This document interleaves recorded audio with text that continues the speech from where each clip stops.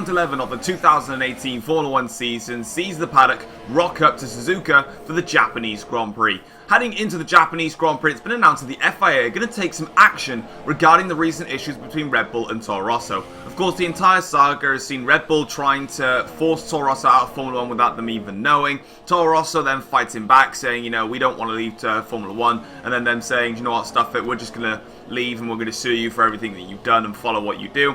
It's all basically just got completely out of hand, and it's causing serious unrest and just massive amounts of argument within the paddock, which doesn't look good for the sport. So the FIA have said that they are going to take action on this. We don't know what they're going to do or how they're going to deal with it, but we know they're definitely going to take some action regarding this. Some good news though in the Formula 1 world is that Jaguar have announced that they will be returning to Formula 1 next season. It is a very welcome piece of news for Formula 1, and of course with some brand new rules and regulations regarding the engine changes coming to Formula 1 next season, it has clearly actually amassed a lot of interest from manufacturers, with Porsche entering Formula 1 as a title sponsor and an engine supplier for Williams, and now Jaguar have decided that they would like to enter Formula 1. However, comparing that to Porsche, Jaguar are returning to Formula 1 as an actual full team. They said that they're going to be using some staff from Toro Rosso who have actually offered to come along, so it's a very nice gesture there from Jaguar that they're actually hiring some staff that are currently going to be jobless at Toro Rosso so they can come over to Jaguar. Also, Porsche doing the same thing as well. Porsche are actually going to be getting some staff from Toro Rosso to come and help work with them to allow them to stay in the world of Formula 1 after everything that's gone wrong, to try and give them a little bit of comfort regarding their finance and also their job, which is very, very interesting. Thomas Fox has actually spoken out fully about the entire drug saga in a very exposing interview that he gave to Sky F1. We don't really necessarily know everything that was stated in the interview, as it's not really fully been broadcasted yet. However, we do know that he's basically explained the entire story all in hand and gone through it, and basically explains how he felt. And there is also another Formula 1 driver that has been involved in this saga, but it's not gone over the radar, unlike Thomas's has, because the test never actually stated for him to go up next. So we need to find out which other Formula 1 driver is actually currently involved in the entire saga as well. And of course, as was stated in the interview, justice is looking to be served in all of this. Finally, Ricciardo has decided that he will be staying with Mercedes-Benz for next season. His contract has officially been signed. He will be partnering alongside Lewis Hamilton once again for the 2019 season. And finally, Tom has actually decided that he's going to leave Audi at the end of the season. He states that there is some problems with the team, that he cannot afford to stay there any longer and will leave at the end of the season. And he says that this is the right move for him, as now that the drug case has started to really expand itself, he knows that it doesn't, he's not going to have a problem in terms of trying to find a team because of obviously all of the saga, because that's out of the way. But he has decided his time at Audi will be up at the end of the season and he'll be moving on. Moving on then into the Formula 1 news heading into this Japanese Grand Prix. So let's have a look and see how things have been going on in practice then. Firstly, it looks like a very close battle is forming at the front, and it appears to see within qualifying and also in race pace, the Ferrari are just a little bit faster than Mercedes and also Red Bull. And also Tom in the Audi is also performing pretty well as the front as well. So it looks like it's going to be an interesting scrap at the front.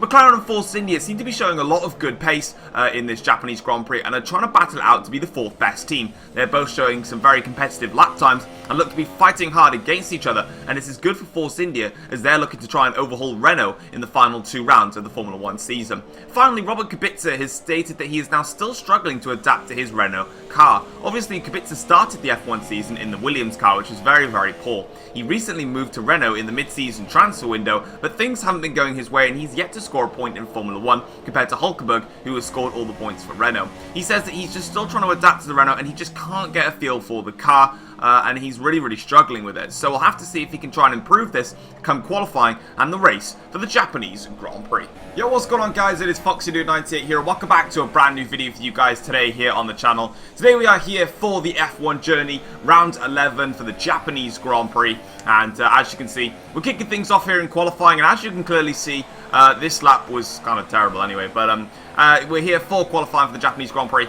And it's a very crucial one, actually, because the championships, or both championships, actually, the drivers and the constructors championships, if results go either way for each team and driver, they can both be wrapped up here today. Otherwise, they will go on to the finale at the Belgian Grand Prix, where we will find out who can become World Drivers Champion and also the Constructors Championship. But anyway, as you can see on this first qualifying lap, it was actually in the intermediate conditions, which is a little bit frustrating for myself. I'd actually gone ahead, and obviously, as you know, for every single F1 journey race, I go ahead and do some practice before the actual Grand Prix itself, before I actually do some recording. Obviously, like I've said so many times before, main reason because I've never driven any tracks without corner line until actually, you know, driving the cars here today.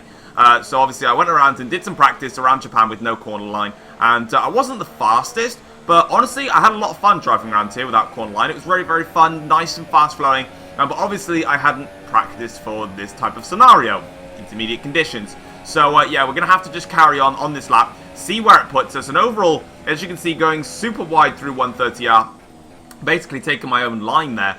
We had a lot of work to do. You could see, you saw the first lap. This was my very first lap ever driving in intermediate conditions without the line on. So obviously it was a terrible lap. It was 8/10 of a second slower than Max Verstappen, which honestly isn't even terrible. You know, 8/10 off Verstappen. The Ferrari is clearly the fastest car on the grid.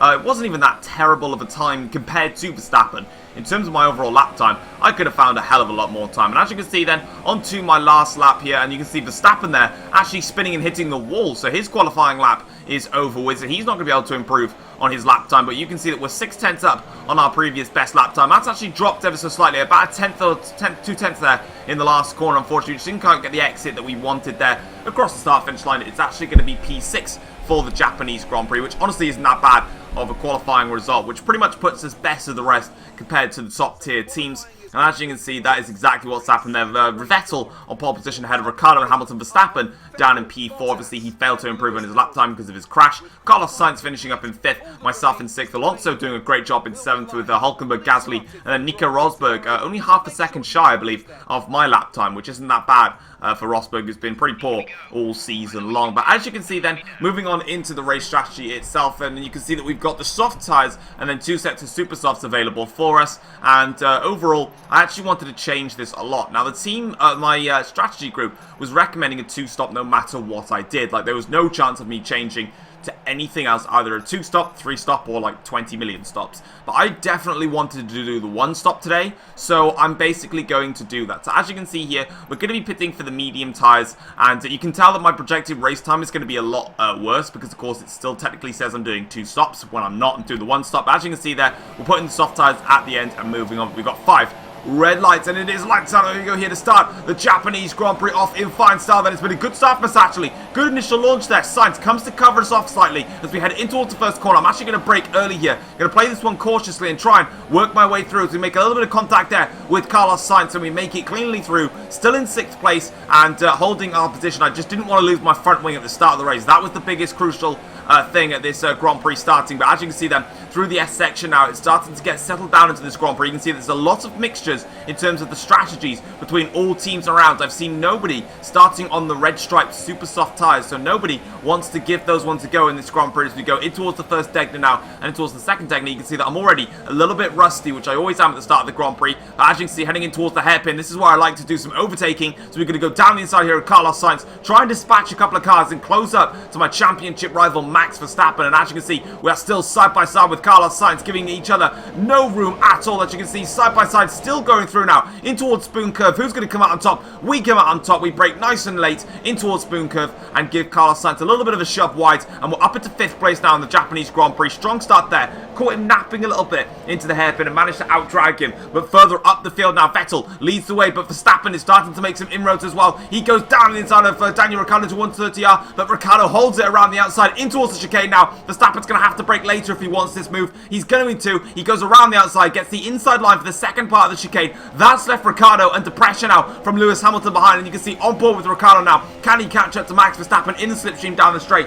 No, he's actually going defensive here. Lewis Hamilton is pressurizing Daniel Ricciardo. So we're going towards the first corner now. Ricciardo runs wide actually, and Hamilton slips by now because Ricciardo has run wide there in towards the first corner. Ricciardo under serious pressure on this first lap now. Through the S section we go, and here I come out of nowhere, going around the outside of the first part of the S section, making it stick around the outside of Daniel Ricciardo. Lovely sneaky overtake there. Up into 4th place now in this Japanese Grand Prix, and Max Verstappen in 2nd place, but of course that still means that Verstappen is going to close the gap down in the championship, so now I need to get on with it. And as you can see later on in the Grand Prix here, onto lap 4 I believe this is, Verstappen is now pressurizing Vettel here as we go on through, but the yellow flags prevent Verstappen from making an overtake. You can see it is Vettel, Verstappen, Hamilton, and myself just in the panning background shot there. But as you can see, the two Ferraris fighting now in towards this corner here. Of course, Vettel wants to show some pride. He's leaving Ferrari at the end of the season. He won't be there next time around, so he certainly doesn't want to back down to Max Verstappen in this race. And as you can see now, Verstappen getting the DRS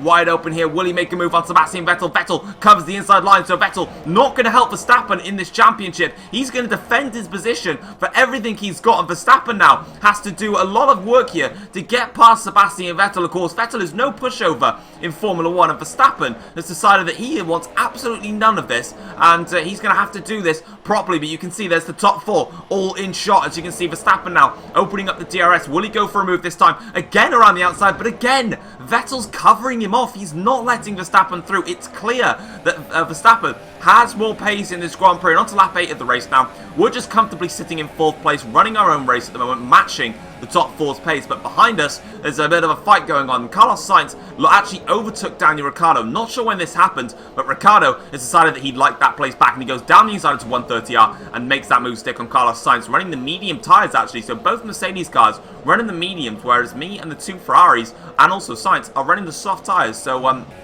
yeah, it's quite interesting to spot that actually in this Grand Prix. But on to lap 12 of the race now. We're actually coming in for our one and only pit stop of the race. And crucially, actually, you may have just clocked it on the top of your screens there. There's Vettel coming out of the pits. Vettel has actually pitted for the medium compound tyres, which definitely shows that it's going to be a one-stop race for practically everyone. So obviously, if I did the 2-stop race, I would have been in a world of problems, put it that way. So yeah, as we managed to glitch our way through the red paint there, which is kind of strange, but we'll carry on our way. So yeah, luckily we did change to the 1-stop, but annoyingly, I'm kind of annoyed that no one else, I can't even get my words out. I'm annoyed that people did the 1-stop with me. If they did the 2-stop, obviously I'd have track position, but obviously this means now that I've known that Vettel is definitely doing the 1-stop, I'm going to have to get my foot down and just run my race, basically. There's no strategical advantage that I'm going to get, so I'm going to have to just do it all on track. If I can catch him, I'll catch him. If I can't, then I can't. It's as simple as that. But we rejoin now in 7th place behind Pascal Wehrlein. Speaking of Pascal Wehrlein, 1 lap later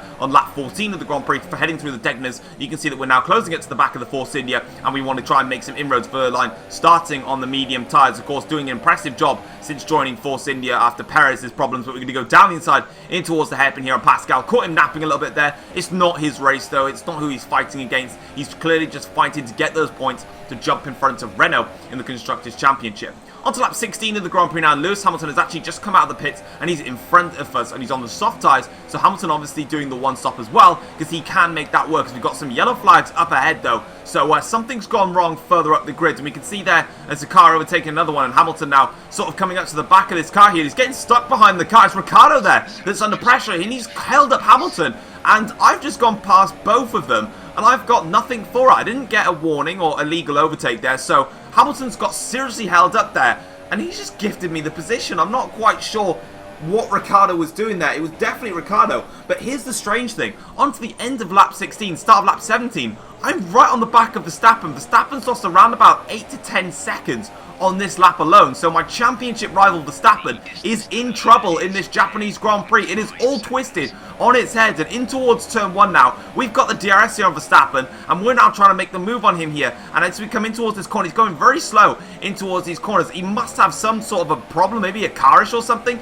in towards the S section now. Verstappen here with some horrible understeer now. We're going to try and go round the outside here on Max Verstappen in the S section. We're into 2nd place in this Japanese Grand Prix. Verstappen is down into 3rd in this race, and luckily we're through. We've lost the back end. We've hit the wall at the Dunlop curb, but somehow We have not taken any damage from that. How we've not taken damage on simulation damage, smashing into a wall, I don't even know. And that's completely thrown me off there. And I completely bottled the second Degner there, cutting it awfully there. And in towards the hairpin now, you can see that Verstappen is under even more pressure now. Hamilton is right on the back of him. So Verstappen in trouble here. This is a race that he had to beat me in to get this championship rolling on to Belgium. I believe he can probably still get it on if it finishes as it is. But I don't think it's going to though, because Hamilton is attacking Verstappen. And as I'm trying to look here, it looks like he's got damage on the front right end plate there. Verstappen's got front wing damage. So somewhere, Verstappen has made contact with somebody. And you can see the gap that I'm pulling out already in this race. And Hamilton now is attacking Verstappen here. There I go towards 130R. But Hamilton here is now going to go down the inside of Verstappen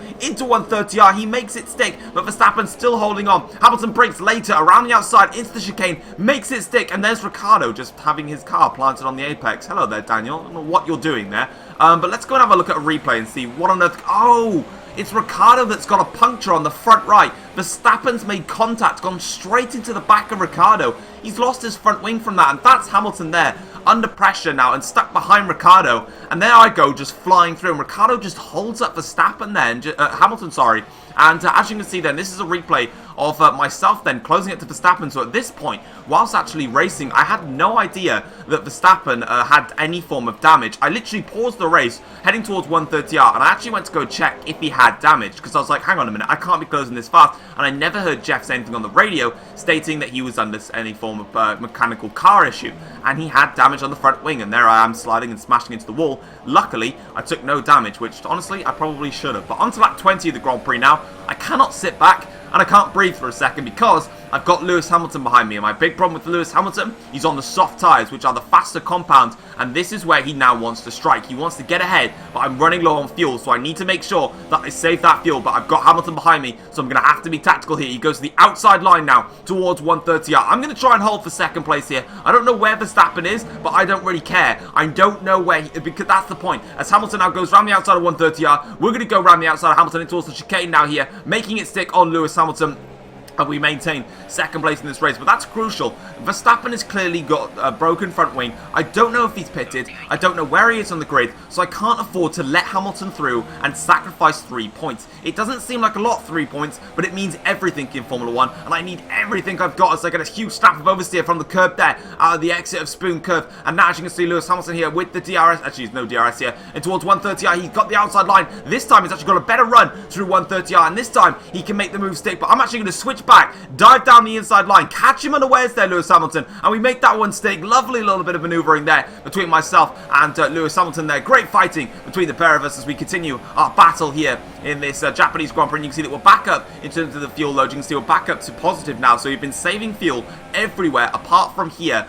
This is the only part of the track where I haven't been saving fuel, where I've been chucking up into standard / rich revs and moving up through the order. So as you can see now, Lewis Hamilton once again attacking me now, and I'm trying to go through different camera angles to try and find a better one. None of them really that brilliant, to be honest, as we ride on board with Hamilton towards the inside of 130R, this time coming up around now. And both of our cars have made contact there. Both of our cars are stuck to each other there. As we go in towards the chicane now, you can see Lewis Hamilton and myself, we made contact initially, just a small wheel bang. And then the second form of contact, but did that silly F1 glitch where it just literally connected our cars. So I'm trying to turn right whilst I'm being warped into Hamilton's side pod. So luckily our cars managed to de-stick it themselves, and I managed to take the inside line into the chicane, which is why I sort of went a little bit aggressive on the curb into the chicane there, because I was trying to force heavy right to get off of Hamilton's side pod. Luckily it didn't cause us both to crash into the wall there. We carried on our way. Hamilton didn't lose his front wing from that. I didn't lose any pieces of my elements of my car, and Hamilton now trying to attack me here towards 130R, but this time I'm actually putting the car into rich mixture, and it's now helping me defend against Lewis Hamilton as we break in towards the last chicane. Vettel, meanwhile, is out front by a long way in this Grand Prix. And yeah, that is a very annoying sight, but obviously in second place everything can still go my way, and he's 20 seconds clear now. Onto the final lap of the Grand Prix now here through the Spoon Curve for the last time now. Lewis Hamilton has dropped back just a little bit. I've actually been able to save enough fuel that I've been managing to run in rich revs for a lot more periods of the lap. and it's really helping me out. Sebastian Vettel wins the Grand Prix for Ferrari, and as you can see there, I'm half a second up on my personal best lap, so I'm really pushing now with a gap of 7 tenths over Lewis Hamilton now in towards the final chicane now for the last time here in the Japanese Grand Prix. It's been a topsy-turvy Grand Prix, brilliant overtakes, lots of action, lots of twists in the tail, and eventually we come across the line to take second place in this Formula 1 race. But the crucial thing is, where did Verstappen finish? Is it enough to wrap up the World Drivers' Championship? That's what I want to know. And as you can see is the final results. Vettel from myself, Hamilton, Alonso finishing in 4th place from McLaren. Fabulous job there. Then the 2 Red Bulls, Force India, Verline next. Hulkenberg, Verstappen down in 9th. That's critical. We're going to go now and have a look at the drivers in the Constructors' Championship. And let's see if we've wrapped up the World Drivers' Championship. Moving on then into the Drivers' Championship, and as you can see, because of the incident between Verstappen and Daniel Ricciardo, that does mean that we have won the World Drivers' Championship for Audi. It's been a phenomenal season all round. It's been so much fun driving this Audi car, and that means that we now have a 36-point lead over Max Verstappen because he finished down in 9th place and had that problem with his front wing. I can confirm that Verstappen never actually pitted again to replace that front wing, so he actually stayed out on the damaged front wing all the way through. Personally, that was a really weird choice, but obviously he decided to go through with it. It's not paid off. Verstappen has lost out in this season, and I'm really feel bad for him. And I'm pretty sure there's going to be a lot of tensions between Verstappen and Sebastian Vettel on why Vettel didn't let Verstappen through. Moving on though, Carlos Sainz is still in 3rd place in the championship on 128 points, but it's not over yet between Sainz, Vettel and Hamilton.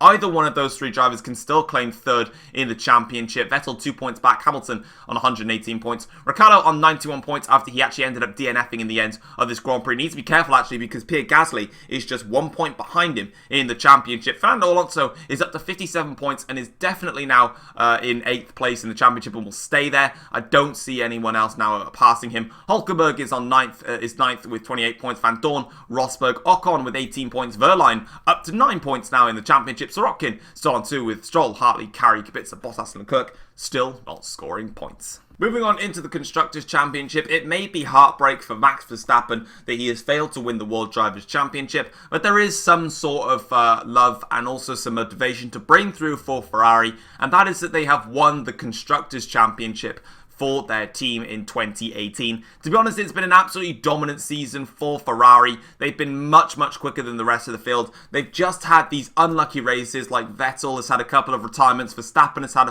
one or two. Obviously, Verstappen then obviously crashed into the back of Ricciardo, and that cost him. So, you know, Ferrari really could have been up there and won literally every single race, but they haven't done. But they won the Constructors' Championship, which is something that they can be proud about. Audi remain in 2nd place on 236 points, very far behind Ferrari, who've been dominant all season. Red Bull are on 218 points, can still close up to Audi in the end, but it's going to take a bad result from myself, really, to see them overtaking. Mercedes on 209 points, McLaren on 77 points. Renault are on 30 points, but Force India now are just 2 points behind, 3 points behind, so they can still overtake Renault come the end of the season. Williams are on 2 points, BMW and Toro Rosso down on the bottom with 0 points. But guys, that is going to be it for the F1 journey. So there is going to be no season finale showdown in Belgium. It's just going to be a race for pride for everyone on the grid, and also for especially for those in the Toro Rossos, because they don't have a seat yet for 2019. But guys, hopefully you have enjoyed today's episode. If you have, feel free to drop it a like. If you are new around here as well,